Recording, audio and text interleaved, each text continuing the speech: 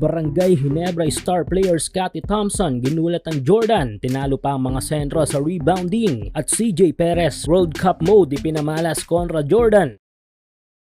Well done para sa Gilas Pilipinas dahil nalampasan nila ang hamon ng isa sa pinakamahusay na kupunan sa Asia, ang national team ng Jordan. De kalibre talentadong team ito para sa ilang kababayan nating hindi pa nakakaalam. May paparehas mo ang laro ng Jordan sa kupunan ng Lebanon na tumalo sa ating national team na may Clarkson at Kai Sotto. Kaya't hindi biro ang pagkakapanalo ng Gilas kontra sa mga ito, lalo na't nasa home court at lahat ng advantage ay nasa kanila na. Nagpakita ng mahusay na depensa ang Gilas sa laban na ito na siyang nagbigay ng malaking problema sa Jordan. Naging pasanin pa ng Jordan sa game na ito yung pag-alat ng mga tira ng mga ito. Even nga ang tatlong top player nila na si Tucker, Al-Dwairi at Abbas ay hindi naging epektibo sa mga huling minuto ng game. Kung kaya't maraming pumure sa magandang depensa na ito ng Gilas sa naging laban nila kanina kontra Jordan. Sweet victory nga, ika nga nila sa final score na 74-66. Isa pang maganda nating nakita sa laban na ito sa ating national team ay lahat ay gumalaw at nagambag sa game. Di tulad sa last FIBA window na halos umikot lang kay Kai, JC at Dwight ang performance. Props kay Malonzo, Parks at Pugoy. Maliban sa mga yan ay may dalawa pa tayong player na nag-stand out sa game na ito aside pa kay Kai Sotto, Dwight Ramos at Japet Aguilar. Ito nga yung dalawang PBA champ na si Scottie Thompson ng Gin Kings at CJ Perez ng SMB. Hindi natawaran ang showtime na ginawa ni CJ Perez kontra Jordan. Ongoing pa rin ang promo para sa mga sports fans. Kung mahilig ka sa basketball, local man o international,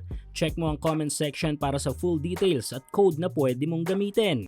Isa lang naman kasi si CJ sa bumasag sa depensa ng Jordan sa ilalim. Walang takot kung umatake si Perez inside the paint at talagang pinupuwersa nito ang mga opponent. Tila pinakita nga dito ni Perez ang kanyang World Cup mode noong 2019. Sa mga unang minuto ni Perez sa game ay tila sinusukat muna nito ang kapasidad ng Jordan. Pero nang uminit na ito ay dito na niya inatake ang Jordan. Naging epektibo naman ang mga basket attack ni Perez na nagresulta ng malaking tulong para sa Gilas. Nagtala si CJ sa game na ito ng 11 points, 3 rebounds at 5 assists. Sunod ay si Scottie Thompson. Tila ginulat ni Scottie ang Jordan dahil parang hindi nila inasahan ang performance na ipinakita nito. Kinain lang ni Scottie ang mga matatangkad na malalaro ng Jordan nang magliyab ito sa rebounding. Sabi nga nila, the ones who control the rebound controls the game. Ito ang ipinakita ni Thompson sa mga malalaro ng Jordan. Nagtala lang naman kasi si Scottie ng 13 rebounds sa laban na ito. Kung susumahin ay tinalo pa ni Thompson sa rebounds sa mga sentro natin na sina Kai Sotto at Ange Kwame. Tila nga hindi yata na-scout ng Jordan ang hustle play na kayang ibigay ni Thompson sa laro, kung kaya't hindi nila napula ang init na to sa loob ng court. Sa ngayon ay maraming nagsasabi na si Thompson na nga ang bagong mukha ng Ginebra franchise, kaya't hindi na tayo magugulat kung bakit every year ay paangat ng paangat ang performance nito para sa ating national team. Maliban kay Dwight, Kai at Clarkson ay mukhang may dalawa pa tayong malalarong nakikitang deserve na maglaro para sa 2023 FIBA World Cup. Next game kontra naman sa team ng Saudi Arabia. Abangan muli natin ang ipapakita ng ating mga manlalaro.